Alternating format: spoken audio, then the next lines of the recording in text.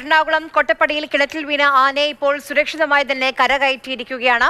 അല്പസമയം മുൻപാണ് JCB ഉപയോഗിച്ചുള്ള കിണറിടിക്കലൊക്കെ പൂർത്തിയാക്കി ആനയെ കാട്ടിലേക്ക് കയറ്റിവിട്ടിരിക്കുന്നത്. ആ ദൃശ്യങ്ങളാണ് നമ്മളിപ്പോൾ കാണുന്നത്. ആനയ്ക്ക് പ്രത്യക്ഷത്തിൽ പരിക്കുകളൊന്നുമില്ല, പ്രാഥമികമായ ചികിത്സ നൽകേണ്ട ആവശ്യമില്ല എന്നുള്ളതാണ് വനംവകുപ്പ് അറിയിക്കുന്ന കാര്യം. പടക്കം പൊട്ടിച്ചാണ് ആനയെ കാട് കയറ്റിയത്.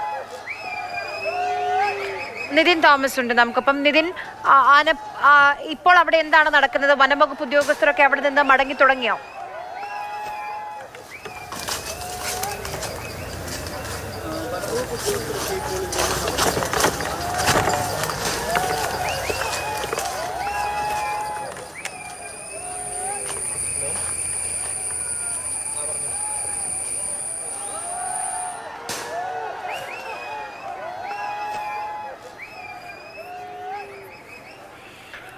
ആനയെ സുരക്ഷിതമായി കാട് കയറ്റിയിരിക്കുകയാണ്. മണിക്കൂറുകൾ നീണ്ട ആശങ്ക ഇപ്പോൾ മാറിയിരിക്കുകയാണ്.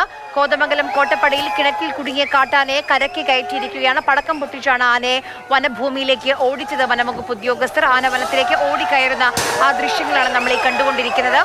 നിതിൻ തോമസ് ഉണ്ട്. നിതിൻ, ഇപ്പോൾ അവിടെ എന്താണ് നടക്കുന്നത്? വനംവകുപ്പ് ഉദ്യോഗസ്ഥരൊക്കെ മടങ്ങി തുടങ്ങിയോ?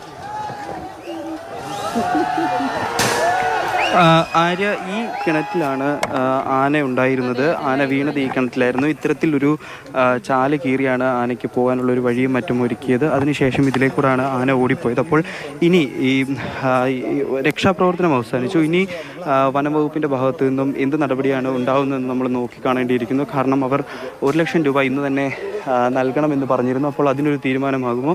അത്തരത്തിലുള്ള കാര്യങ്ങളൊക്കെ തന്നെ നോക്കേണ്ടിയിരിക്കുന്നു. അതുപോലെ തന്നെ ഇവിടെ പ്രദേശവാസികളുടെ ഒരു ആശങ്ക എന്ന് പറയുന്നത് തീർച്ചയായിട്ടും ഈ ഒരു ആന തിരികെ വരുമോ എന്നുള്ളൊരു ആശങ്കയുണ്ട്. അപ്പോൾ ഇത്തരത്തിൽ നമ്മൾ ഇവിടെ പ്രദേശവാസികളൊക്കെ തന്നെയുണ്ട്. ഇനി എന്താണ് ഒരു ആശങ്ക ഇപ്പോഴും നിലനിൽക്കുക? ഇന്ന് വൈകുന്നേരം കൂട്ടമായിട്ട് തന്നെ ആനകൾ ഇവിടെ എത്തി ഇവിടെ അടുത്തുള്ള പ്രദേശങ്ങളിലെ കൃഷിയൊക്കെ നശിപ്പിക്കും, പൂർണ്ണമായിട്ടും നശിപ്പിക്കും. കാരണം ഇത് കൂട്ടമായിട്ട് തന്നെ ആനയാവും. അതിൻ്റെ അകത്ത് ഓരോ ആന കിണറ്റി ചാടിയെന്നുള്ളൂ. ഇത് സ്ഥിരം നമ്മളിത് കാണുന്നതുകൊണ്ടാണ്, സ്ഥിരം നമ്മൾ JCB അവർ വിളിച്ച് നമ്മൾ കയറ്റാൻ പോണതുകൊണ്ടും ഇത് വൈകുന്നേരം ആന ഈ വനത്തിൻ്റെ അടുത്ത് തന്നെ നിൽക്കും, ഒന്നും പോകില്ല ആന. ഇപ്പം ഫോറസ്റ്റുകാർ പറഞ്ഞിരിക്കുന്നത് 1 കിലോമീറ്ററോളം ഉള്ളിലേക്ക് ഓടിച്ചു എന്നാണ്. പക്ഷേ ഈ 1 കിലോമീറ്റർ ഉള്ളിലേക്ക് എന്ന് പറയുന്ന ഒരു ദൂരമാണോ ആന?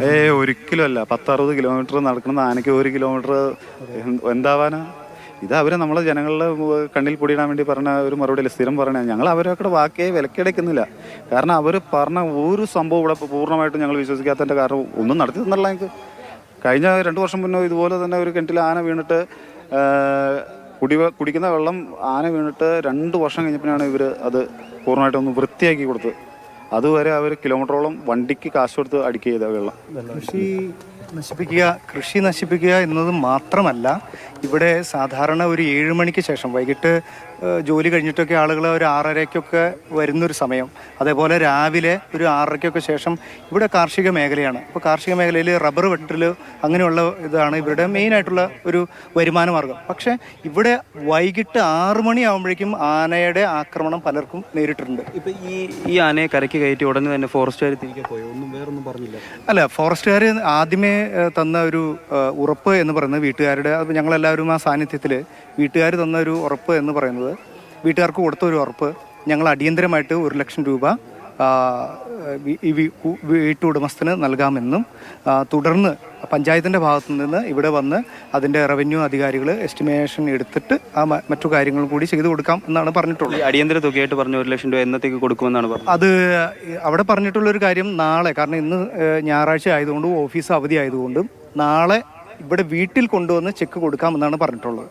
അപ്പോൾ അതിൻ്റെ അടിസ്ഥാനത്തിലാണ് ഞങ്ങളും നാട്ടുകാർ എന്നുള്ള രീതിയിൽ ഞങ്ങളും അംഗീകരിച്ച് നിൽക്കുന്നത്. അപ്പോൾ നാളെ തന്നെ ആ നടപടി ഉണ്ടാകും എന്ന് തന്നെയാണ് ഞങ്ങൾ വിശ്വസിക്കുന്നത്. ആര്യ, നമുക്കിപ്പം ഈ നിതിൻ തോമസ് ആണ് പ്രദേശവാസികളുടെ പ്രതികരണം നമ്മുടെ മുന്നിലേക്ക് എത്തിച്ചത്. ആനയെ കരകയറ്റി, അതിൽ അവരും വലിയ ആശ്വാസമുണ്ട്. പക്ഷെ ആ ആന എപ്പോൾ മടങ്ങി വരുമെന്നുള്ള ഭീതിയിലാണ് അവർ ഓരോ ദിവസവും ഓരോ നിമിഷവും തള്ളി നീക്കേണ്ടത്. അതിനൊരു പരിഹാരം വേണമെന്നുള്ളതാണ് അവരുടെ ആവശ്യം.